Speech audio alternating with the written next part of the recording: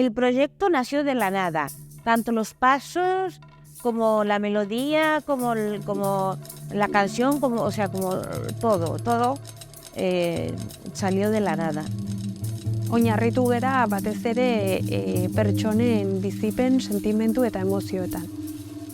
Hasteko eta behin hasi ginen koreografiatikan.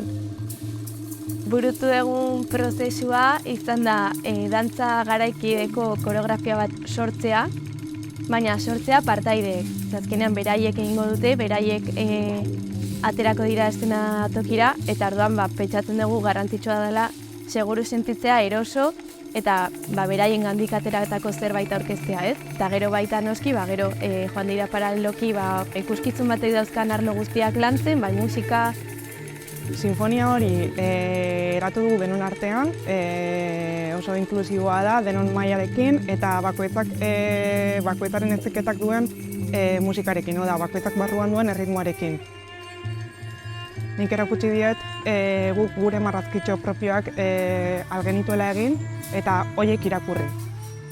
Horrela, denon artean egin dugu partitura bat, eta ondoren denon artean irakurri dugu partitura hori espresatzen edo interpretatzen simbolismo horiek. Ondoren, nahi izan dugu haratago joan eta bertsolaritza munduan sartzen saiatu gera.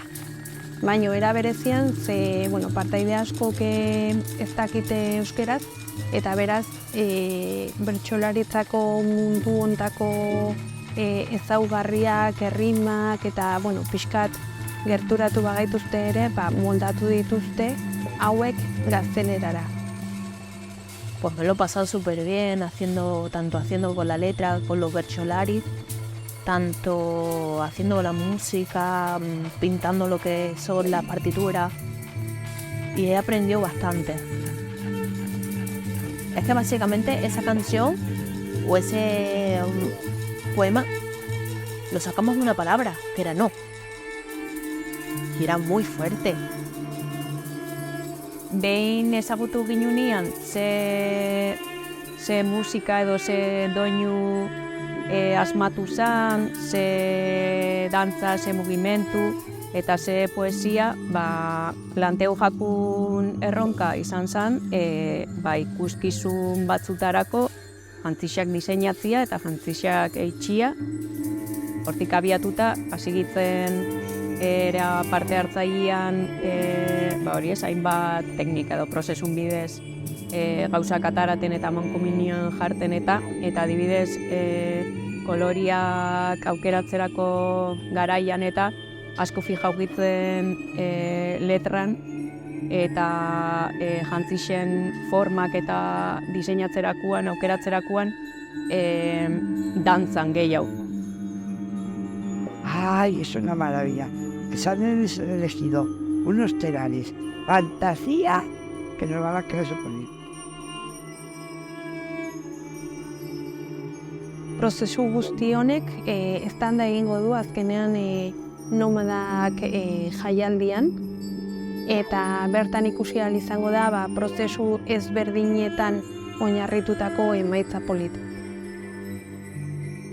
Azken finean, proiektu honen helburu nagusietariko bat da pertsonak guztiok protagonista izatea, guztiok izatea aukera kulturaren bidez azalarazteko eta guztiok elkarrekin komunikatu eta lan polit bat egiteko, ez? Azkenan kultura oso erreminta potentea da elkarrekin konexionatu eta harremantzeko. Me he sentido muy grande, muy valorada y como muy importante. ¡Corten!